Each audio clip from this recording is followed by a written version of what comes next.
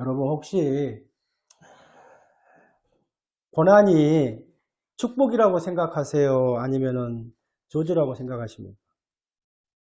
고난이 유익하다고 생각하십니까? 아니면은 백해무익하다고 생각하십니까? 여러분 예수 잘 믿으면 일이 잘 풀려야 된다고 생각하십니까? 아니면 일이 잘 안 풀려서 일가가 꼬이고 스트레스를 만땅 받아야 된다고 생각하십니까? 생각해 봐야 할 문제잖아요. 성당 가는 사람들의 첫 번째 성당 다니는 이유가 평안을 얻기 위해서 가는 거더라고요. 성당의 특징이 그렇더라고요. 여러분 예수 잘 믿으면 건강해야 된다고 생각하십니까? 아니면은 더 심각하게 암에 걸려야 된다고 생각하십니까? 좀 소그룹 시간에 마음 나눠보십시오. 지금까지 살아오면서 가장 힘들었을 때가 언제였는지 한 번씩 나눠봤으면 좋을 것 같아요. 몇 년 전에요. 한 10년 가까이 된 것 같습니다. 미국에서 같이 유학하던 목사님, 장모님이 인천에 저희 교회를 다녔었는데 장모님이 암에 한번 걸리시고 59세 때, 몇 세 때요? 59세 때 암이 재발을 했어요. 그래서 부천에 있는 순천향병원에 입원을 해가지고 결국은 돌아가셨어요. 제가 여러 번의 장례를 치렀던 기억이 있는데 이제 부인이 돌아가셨어요. 제가 친한 목사님의 장인어른이시죠. 장인어른이 부인한테 이렇게 이야기한 거예요. 목사님의 장인어른이니까요. 뭐라고 이야기하셨냐면 제가 잘 들었던 것 같아요. 어떻게 예수 잘 믿는 우리 아내에게, 아내가 신앙이 좋았거든요. 하나님께서 살아계시다면 이러실 수가 있느냐고. 하나님 참 너무하시네요. 너무 일찍 돌아가셨잖아요. 우리들의 질문일 수도 있어요. 참 예수 잘 믿으면 암에 절대로 안 걸려야 하는가 질문이잖아요. 이러한 질문에 대한 대답은 우리 그리스도인들이 잘 되고 기쁘고 성공할 때는 여러분 이꿔지네요. 그런데요, 고난과 어려움이 찾아왔을 때 던지는 참 쉽지 않은, 또한 대답하기 어려운 혼란스러운 주제 중에 하나죠. 그렇죠. 남의 아내가 59세 때 돌아가셨다고 했을 때 남들은 잘 모르면 이야기하기 쉬울 것 같아요. 근데 가까운 지인이나 더 나아가 만약에 우리 최은희 사모님이 그랬다면은 또 다른 사람은 또 쉽게 말을 던질 수도 있겠죠. 제가 생각했을 때는 저는 당장 짐 싸가지고 한국 돌아갈 것 같아요. 쉽지 않은 문제라는 거예요. 여러분 왜 정당하게 사는 그리스도인들에게 이러한 애매한 고난이 오는가? 왜 최선을 다하여 사는 그리스도인들에게 인생의 폭풍우가 몰아치고 슬픔이 엄습해 오는가? 나름대로 그래도 신앙생활 잘했다고 자부했는데 그렇게 살아왔는데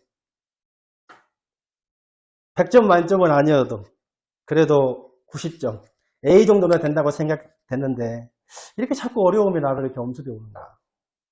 과연 내가 예수를 믿고 교회를 다닌 보람은 무엇인가? 평안을 얻기 위해서 어떤 것을 얻기 위해서 성당을 다닌다고 하는데 과연 내가 왜 예수를 믿는지 보람을 좀 찾아봐야 되는데 그게 없는 거예요.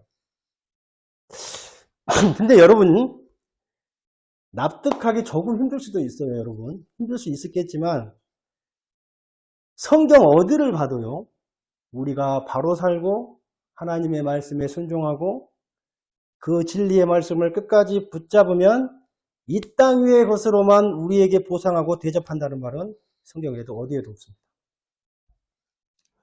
한 번도 성경은 어느 곳에서든지요 우리가 하나님 앞에 헌신하고 충성하면 이 땅에서만 보란듯이 우리를 대접하겠다는 목적을 두고 설명한 대목을 찾아볼 수가 없다는 거예요. 물론 여러분 이 세상에서 신앙생활을 잘하면 하나님께서는 우리의 기도에도 응답해 주시고 이 땅의 것으로도 많은 보상을 해 주시죠. 그러나 그것이 목적 자체가 아니라는 거죠. 예수 믿으면 여러분 복 받아요. 그러나 반대로 복 받기 위해서 예수 믿는 건 잘못된 것이 아니겠습니까? 그게 기복신앙이거든요.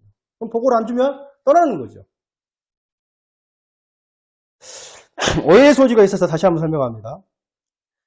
어디까지나 이 땅에서 우리가 필요한 것들이 채워지는 것은 수단이고 방법일 뿐이지. 하나님께서 예수 잘 믿으면 병이 낫고 부자가 되고 만사가 형통하고 자녀들이 잘 되고 이 땅의 축복을 받는다. 그것을 목적으로 설정해서 선포하거나 가르친 적은 성경은 한 번도 없다는 거예요. 여러분 한번 생각해 보세요. 만약에 예수 잘 믿어서 이 땅의 축복으로만 채워주신다면요. 예수 믿으면서 가난하게 사는 사람, 예수 믿으면서 아픈 사람, 예수 믿으면서 의사들도 고치지 못할 중병에 걸린 사람, 인류대학 나오지 못한 사람, 대기업에 나오지 못한 사람, 뭐 공무원 하지 못한 모든 사람들은 예수 잘못 믿은 게 되는 것이 아니겠습니까? 여러분, 가난이 죄다고 하면, 죄다고 생각하는 사람 손 한번 들어보세요. 가난이 죄다. 손 한번 들어보세요. 가난이 죄가 아니다. 손 한번 들어보세요.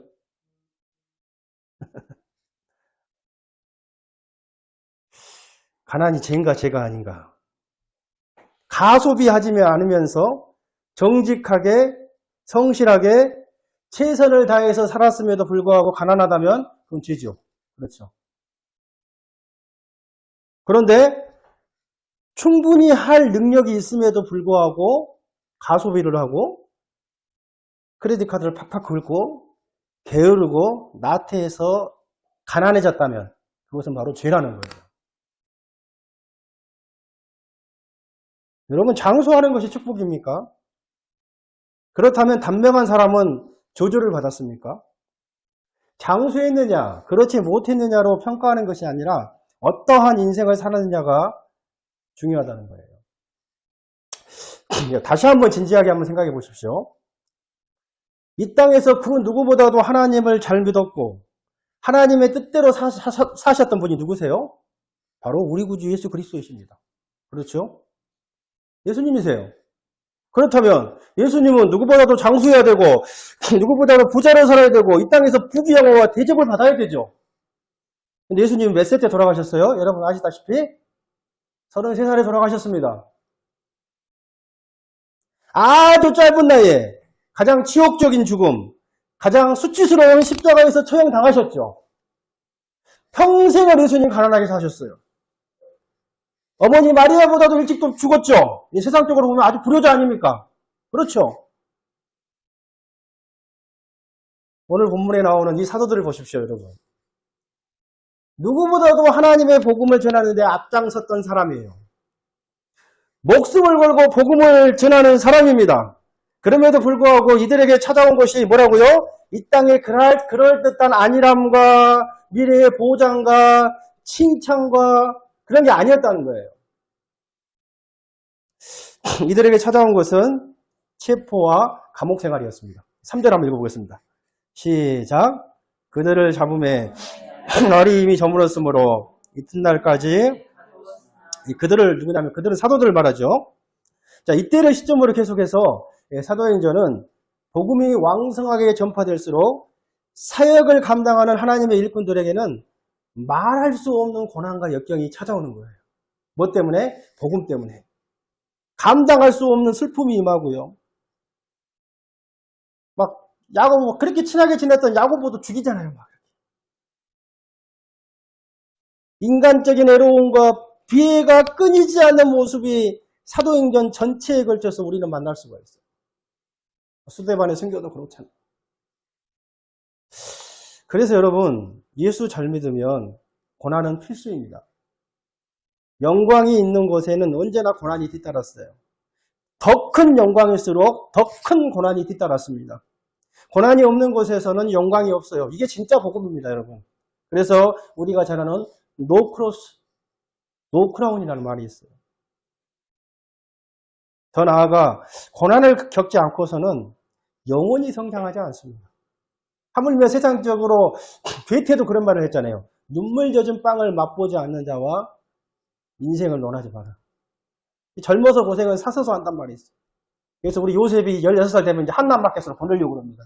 좀 고생을 해봐야 알아, 고생을. 한남이든지 하나를 믿든지 뭘 좀 시켜야 될 것 같아요. 그래서 시편 119편 71절에서 고난당하는 것이 내게 유익이라고 다윗이 고백을 한 거예요. 여러분 시편의 다윗의 시들을 보면은요 우리의 영혼을 울리죠. 시의 무게가 다른 거예요. 다윗의 시가 그만큼 우리의 심금을 울리고 우리의 영혼에 자극을 주고 영향력이 있는 이유는요. 다윗이 지금 스타벅스 커피 마시면서 도서관에서 쓴 시가 아니기 때문에 그렇습니다. 사울이라는 영광로 속에서 고난과 시련을 겪으면서 생사를 오고 가며 쓴 시기 때문에 다윗의 시는요. 삶의 깊이와 무게가 다르다는 거예요. 여러분 세상적으로도 그래요. 뭐 정치나 경제나 뭐 학자나 어떤 운동선수나 그 분야의 대가들이나 정상에 올라있는 사람들을 보면은요. 뭐예요? 그 나름대로 피눈물 나는 고통과 시련과 대가를 치른 걸 볼 수가 있는 거예요. 그냥 쉽게 이루어지는 일은 이 세상에 존재하지 않습니다. 자, 그러면 여러분 무조건 우리가 고난을 당해야 합니까? 중요한 것은요. 고난 자체가 아니라 그 고난이 그리스도와 관련이 있느냐 이게 중요한 거예요. 우리의 고난과 시련이 그리스도와 하나님과 연관이 되었다면 그것은 분명히 축복이에요. 그러나 그 고난이 하나님과 연관이 되어 있지 않다면 그것은 저주입니다. 예를 한번 들어보겠습니다. 사도들 같이 예수를 잘 믿으면 고난을 받습니다. 회사에서 여러분 정직하게 부정부패에 가담하지 않고 믿음으로 살려고 하면 고난을 받습니다. 왕따를 당할 수도 있어요. 그러나 여러분 예수를 잘못 믿어도 고난을 받습니다. 요즘 세상 사람들이 기독교를 멍멍이 종교라고 하잖아요. 개독교라고 하는데요. 예수쟁이들이라고 비아냥 그러잖아요. 왜 그럴까요? 예수 믿는 사람들이 그들이 믿는 신앙 고백대로 살지 못해서 그렇습니다. 그러니까요. 우리는요. 예수 잘 믿어도 고난을 받고 잘못 믿어도 고난을 받는 거예요. 우리가 당하는 모든 고난과 시련이 내가 아니라 내 잘못이 아니라 내 허물이 아니라 예수님과 연관되기를 바랍니다. 내 인격적인 미성숙이 아니라 복음과 연관되기를 바라요, 여러분. 그럴 때 그 고난이 우리를 변화시키고 성숙시킨다는 거예요. 그래서 다윗이 고난이 내게 유익이라고 한 거예요. 왜요? 그 고난 때문에 다윗은 이 고난 때문에 엄청 단단해지거든요. 어지간해가지고는 흔들리지 않아요. 너무너무 단단한 사람이 된 거예요. 더 나아가 하나님을 완전하게 의지하는 거예요. 하나님을 완전히 의지하는 거예요. 그리고 119편에 나와요. 다윗이 이 고난을 통해서 자신의 잘못된 삶을 고친 거고요. 회개하게 돼요. 그리고 주의 율례를 내가 배우고 깨닫게 되었다고. 이 고난 때문에. 그래서 고난이 유익이라고 한 거예요. 우리는 다윗의 이 속뜻을 알아야 됩니다. 3절 그들을 잡으며 사도들을 말한다겠죠. 날이 이미 저물었으므로 이튿날까지 가두었으나 사도들은요. 자기 자신의 범죄에서가 아니라 예수를 잘 믿어서 예수 그리스도의 복음을 증거하다가 감옥에 갇혀요. 유대 종교적 관습에 따르면 해가 진 후에는요. 죄인들을 신문할 수 없다는 규정이 있어요. 그래서 밤에 신문하지 않고 이튿날로 연기를 해요. 그런데 여러분 예수님을 죽이려고 신문할 때는 언제 신문했어요? 밤에 신문한 거예요. 쉽게 말하면 뭐예요? 밤에 불법 재판을 열어서 신문한 거예요. 자 그렇다면 도대체 이 복음을 반대하는 세력들이 누구입니까? 불신자들인가요? 이방인들입니까? 여러분 놀라지 마십시오. 1절 한번 읽어보겠습니다. 시작. 사도들이 백성에게 말할 때 성경 맡은 자와 사두개인들이 이르러 처음으로 복음을 반대하고 거부한 세력은 불신자들이 아닙니다. 그야말로 뭐예요? 하나님을 제일 잘 믿는다고 하는 하나님을 제일 잘 섬긴다고 하는 성직자들입니다. 즉 그들은 제사장들이요. 성전 맡은 자들입니다. 여기서 성전 맡은 자들이라는요. 어떤 경비병이 아니에요. 이런 경비와 질서 유지의 책임을 맡고 있는 간원들을 말해요. 직위로 따진다면 서열이 대제사장 다음에 성전 맡은 자예요. 굉장히 서열이 높아요. 또한 사두개인들이죠. 특별히 오늘 베드로와 요한을 체포했던 주역이 누구예요? 사두개인들입니다. 잠깐 이해를 돕기 위해서 사두개인들이 어떤 인물인지에 대해서 이제 설명을 좀 해드리겠는데요. 자기의 조상 사독이라는 이름에서 사독 유명하잖아요. 다시 사독이라는 이름에서 유래를 했는데 이 당시 이스라엘에는요 두 커다란 양대 세력이 있어요. 우리나라의 뭐 진보 보수 같이 양대 종파라고도 이야기하는데 우리가 잘 아는 보수파인 바리새파 또한 매우 자유적이고 굉장히 현실적인 사두개파예요. 두 파가 있는데요. 이 사두개파들은 로마 정부와 굉장히 밀착되어 있습니다. 로마 정부에 아부를 하고 돈을 바치고 그래서 그들의 정권에서 떨어지는 권력의 단맛을 아주 잘 아는 자들이에요. 여러분 권력이 생기면 뭐가 생기죠? 권력이 생기면 돈이 생겨요. 돈이 있으면 어떻게 돼요? 기득권 세력이 되는 거예요. 여기 보세요. 권력이 있습니다. 돈도 있죠. 또 뭐가 있어요? 로마 정권이라는 친로마이기 때문에 든든한 백그라운드가 있는 거예요. 어느 누구도 이 사두개파들을 건드릴 사람이 없습니다. 게다가 이 사두개파들은요 기적을 믿지 않았어요. 부활을 믿지 않았습니다. 그런데 이 사도들이 안진뱅이가 기적적으로 일어나는 것이 부활하신 예수님이 고쳐줬다고 하니까 이 베드로와 요한이 얼마나 꼴보기 싫었겠어요. 왜요? 자신들의 사상과 완전 다르잖아요. 엄청 싫어한 거예요. 2절 한번 읽어보겠습니다. 시작. 예수 안에 죽은 자들의 부활이 있다고 백성을 가르치고 전함을 싫어하면서 엄청 싫어한 거예요. 또 5절 6절에 보시면 이 두 사도를 핍박하는 이제 실체들이 자세히 기록되어 있어요. 한번 5절 6절 한번 읽어볼까요? 시작. 이튿날 리들과 장로들과 서기관들이 예루살렘에 모였는데 대제사장 안나스와 가야바와 요한과 알렉산더와 이 대제사장의 문중이 다 참여하여 여기에 기록된 관리들, 장로들, 서기관들은 이 바리새파와 사두개파로 구성되어 있는 유대의 최고 재판관인 재판기관이 70명으로 구성되어 있는 사내들인 공의를 말합니다. 이 안나스는요 전직 제사장으로 퇴임 후에도 막강한 영향력을 행사하고 있었어요. 원로죠. 이 가야바는 안나스의 사이예요. 현 대제사장이에요. 요한과 알렉산더는 당시 상당히 영향력이 있었던 인물들이었어요. 그런데 혹시 여러분 이 사람들 이름 보니까 혹시 떠오르는 거 없습니까? 이들이요 약 2달 전에 2-3달 전에 예수님을 재판했던 장본인들이에요. 그들은 예수님을 재판한 지 3달도 채 안 되었는데 또다시 이렇게 예수님의 제자들을 또 재판하고 있는 거예요. 하나님의 뜻을 따라서 백성들을 옳은 길로 인도해야 할 유대 지도자들이 하나님의 아들을 죽인 것도 모자라서 이제는 뭐예요? 그의 제자들을 박해하면서 하나님을 대적하는 일에 앞장서고 있다는 거예요.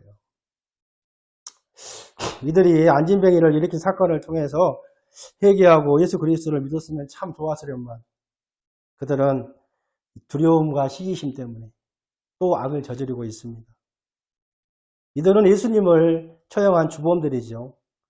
예수님을 신성모독죄로 몰아서 마땅히 죽어야 할 죄인이라고 정죄한 사람들이죠.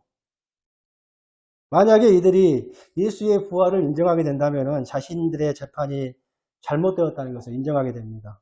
결국 예수가 옳았다는 이야기는 결국 자신들이 틀렸다는 사실을 인정하는 것이죠. 그리고 그것을 자신들의 모든 삶의 터전을 잃어버린 결과로 이어지는 거예요. 이것이 그들에게는 두려움이었죠. 또한 이들은 안진병이를 고친 것 같은 큰 기적을 통해서 사람들이 자꾸 구름대처럼 누구에게 가요? 제자들에게 가는 거예요. 자기들을 등지는 것이 싫었을 거예요. 선생이라고 납비라고 존경하고 따르는데 자기를 따르는 무리들이 계속해서 줄어들잖아요. 연예인들이 가장 힘들 때가 인기가 떨어질 때라고 그러잖아요. 안티들이 많아지고 그렇잖아요. 자신들의 인기와 존경은 사라질 것이고 지도자로 군림해온 자신들의 체면과 권위가 이제 땅바닥에 떨어질 날이 얼마 남지 않았거든요. 그래서 이들은 이러한 두려움, 시기심, 질투심, 어떤 체면 때문에 사도들을 감옥에 가두는 거예요. 그리고 신문을 합니다. 7절 한번 읽어보겠습니다. 시작. 사도들을 가운데 세우고 이르되 누구의 이름으로 이 일을 행하였느냐. 내가 지금 무슨 권세와 누구의 힘으로 이 일을 행하느냐고. 이 말이 무슨 말이에요? 이곳은 지금 내 구역이라는 말입니다. 마치 조폭들이요. 이곳이 지금 내 구역인데 네가 왜 여기 와서 까불어? 이렇게 협박하는 것 같아요. 그리고 이 말은요. 또 네 뒷배가 누구야? 이렇게 묻는 것과 똑같아요. 만약에 베드로가 이렇게 말한 거예요. 너희들 내가 누군 줄 알아? 지금 내 뒷배를 봐주는 사람이 너 누군 줄 알아? 바로 내 뒷배가 바로 로마 총독 빌라도 동생이야. 그랬다면 상황이 달라졌겠죠, 완전히. 그렇지 않겠습니까? 그런데 지금 베드로를 뒷배를 봐주는 정치적인 인사가 있어요, 없어요? 없다는 거예요. 그러니까 산헤드린 지도자들이 이렇게 말하는 거예요. 지금 너희들 구역도 아니고 너희들 뒷배도 봐주는 사람이 없는데 너희들 지금 우리 구역에서 뭐 하냐? 죽고 싶냐? 팍 지도새도 모르게 죽여줄까? 이런 말인 거예요, 지금. 이들은요, 실제적으로 그렇게 할 능력이 있는 무서운 사람들입니다. 예수님을 모함했던 것처럼요, 예수님의 저를 조작했던 것처럼 얼마든지 사도들도 불법 증인, 거짓 증인 돈으로 매수해가지고요, 얼마든지 그렇게 모함할 수 있는 능력이 있는 사람이 바로 이 사람들이에요. 이들은요, 여러분 중요한 게 아니라 사실이어도 사실이 아닌 것처럼 조작할 수 있는 사람들이에요. 그런 기술과 교모함과 능력과 지혜가 다 있어요, 다. 예수님이 기적을 베풀었을 때 뭐라고 한 줄 아세요? 마귀의 힘을 빌어서 기적을 베풀었다고 주장했듯이요. 지금 이 사도들이 예수의 이름으로 안진병이를 고친 사건도 마귀의 역사라고. 얼마든지 꾸미고 얼마든지 사도를 공경에 빠뜨릴 수 있는 능력이 이들에게 있어요. 이러한 불리한 입장에서 한번 생각해 보세요. 이러한 불리한 입장에서 또 남의 구역에서 뒷배를 봐주는 사람이 없을 때, 예? 여러분 베드로가 어떻게 해야 됩니까? 사무엘, 이럴 때 베드로가 어떻게 해야 돼요? 아이고 죄송합니다. 그래줘요. 제가 죽을 죄를 졌습니다. 이제는 제가 복음을 전하지 않고 입을 꼭 다물고 있겠습니다. 이렇게 해야 되는 게 정상 아닙니까, 여러분? 과거 베드로 같았으면 그렇게 했겠죠. 네, 분명히 그렇게 했을 거야. 그러나 여러분, 현재 베드로는 어떻습니까? 이런 살벌한 산헤드린 법정에서 위축되고 충분히 겁에 질릴만 한데요. 베드로에게는 전혀 위축되는 모습이 없다는 거예요. 오히려 자신을 재판하는 권세자들보다도 더 당당함과 자신감으로 가득 차 있는 모습을 우리가 볼 수 있는 거예요. 여러분, 어떻게 그럴 수가 있습니까? 어떻게 두세 달 전하고 베드로하고 어떻게 그렇게 다를 수가 있어요? 여러분, 그 이유가 어디에 있습니까? 그것은 바로 성령 충만함이에요. 8절 한번 다 같이 읽어보겠습니다. 시작. 예, 베드로 성의 관리들과 아멘. 여러분, 성령으로 충만한 베드로를 보십시오. 기독교를 비판하는 것에 대한 가장 확실한 답변은 완전히 변화된 삶입니다. 완전히 변화된 삶은 성령 충만으로만 가능해요.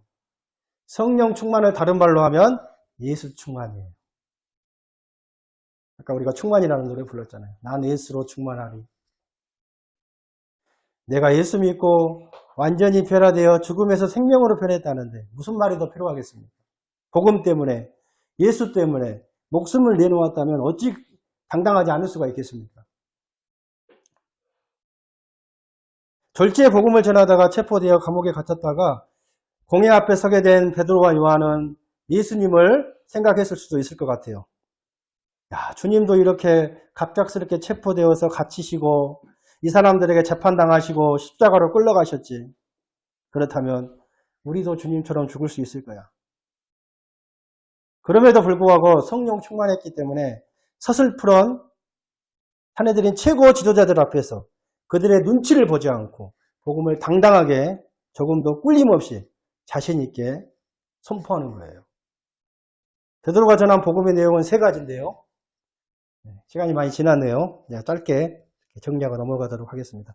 베드로가 전한 복음의 첫 번째 내용은 십자가에 죽으시고 부활하신 예수예요. 10절 다 같이 읽어볼까요? 시작. 너희와 이스라엘 백성들은 알라. 너희가 십자가에 못 박고 인성이신 나사렛 예수 그리스도의 이름으로 이 사람이 건강하게 되었느니라. 첫 번째는 뭐요? 십자가에 죽으신 예수 그리스도. 십자가에 부활하신. 두 번째는요. 머릿돌이 돈 예수 그리스도죠. 11절 한번 읽어볼까요? 시작.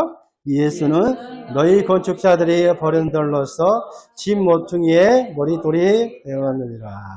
이 머릿돌이란 말 영어는 우리가 잘 아는 커너스톤 또는 파운데이션 스톤 그런 뜻이 있더라고요. 주춧돌, 중심이 되는 초석. 그렇죠. 그 가장 중요한 돌이잖아요. 시편 말씀을 인용한 말인데 세 번째는요. 베드로가 설교한 복음의 내용 세 번째 어떤 예수님인가 한번 따라해 보시겠습니다. 유일한 구원자이신 예수 그리스도이십니다. 다 같이 한번 읽어볼게요. 12절은 너무 중요하기 때문에 시작. 다른 이로서는 구원을 받을 수 없나니 천하 사람 중에 구원을 받을 만한 다른 이름을 우리에게 주신 일이 없으니라 하였더라. 다른 이로서는 구원을 받을 수가 없나니 천하 사람 중에 천하 사람이라는 말은 뭐예요? 온 땅에서 인간 사회 전체에서 유일하게 그런 말이죠. 이 말씀은요. 이 말씀 때문에 세상 사람들과 다른 종교인들이 기독교가 독선적이고 편협하다고 이야기를 하는 거죠. 그런데 여러분 우리가 편협해서 그런 게 아니에요. 지금 우리가 억지를 부리고 있습니까? 아니에요. 우리는 정답을 갖고 있는 사람들이죠. 정답이 없으면 틀렸다고 할 수 없습니다. 우리가 여러분 화살을 쏠 때요. 관역이 없다면 다 명중된 거예요. 그렇잖아요. 관역이 없다면 어디를 쏴도 명중이에요. 그러나 관역이 있으면 이것이 빗나갔다고 당당하게 이야기할 수 있는 거죠. 요한복음 14장 6절에도 우리가 너무나 잘 아는 구절 우리 같이 한번 자막 보고 읽어볼게요. 시작. 내가 곧 길이요 진리요 생명이니 나로 말미암지 않고는 괴로울 자가 없느니라. 영어 성경에는 앞에 더가 정관사가 붙었어요. 더 길, 더 진리, 더 생명 이 붙은 거예요. 그러니까 뭐예요? 예수만이 구원에 이르는 유일한 한 길이요. 한 진리요. 한 영원한 생명이라는 말이에요. 그래서 나 외에는 어느 누구도 구원을 받을 수 없다는 말이 되는 거예요. 하나님이 친히 인간이 되셔서 정답을 선포하신 거예요. 여러분 지금 참 상대적인 세상이잖아요.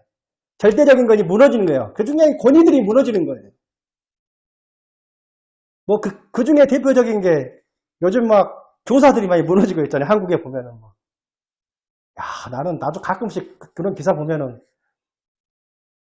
저희 때하고는 많이 권위가 많이 무너진 것 같아요. 굉장히. 네. 더 심해지겠죠. 좀 다른 애가 될지는 모르겠지만은 태양도 하나요. 어머님도 한 분이요.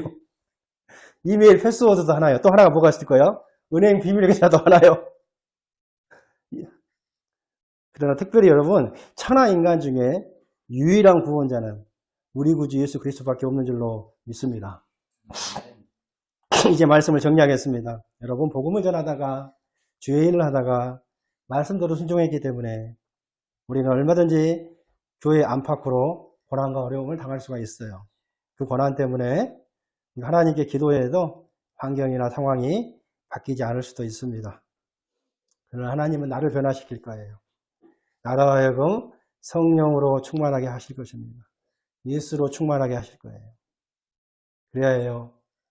과거의 베드로가 아니라 현재의 베드로와 같이 우리의 삶의 터전에서 타협하지 않고 비굴하지 않고 눈치 보지 않고 위축되지 않고 당당하게 예수의 제자로 살게 하실 것입니다. 아멘이시죠? 그렇게 하기 위해서는 우리가 베드로와 같이 성령의 충만함을 받아야 되겠습니다. 마지막으로 우리 에베소서 5장 18절 다 같이 한번 읽어볼까요? 시작! 오직 성령으로 충만함을 받으라. 아멘. 오직 성령으로 충만함을 받으라. 이것은 우리의 선택이 아니라 주님의 명령이에요. 한때의 충만이 아닌 현재의 계속적이고 현재 진행형이죠. 반복적인 충만함을 의미합니다. 우리 모두 다 날마다 성령으로 충만해서 우리를 위협하는 사람이나 환경 앞에서 당당하게 복음의 증인이 되었으면 좋겠습니다.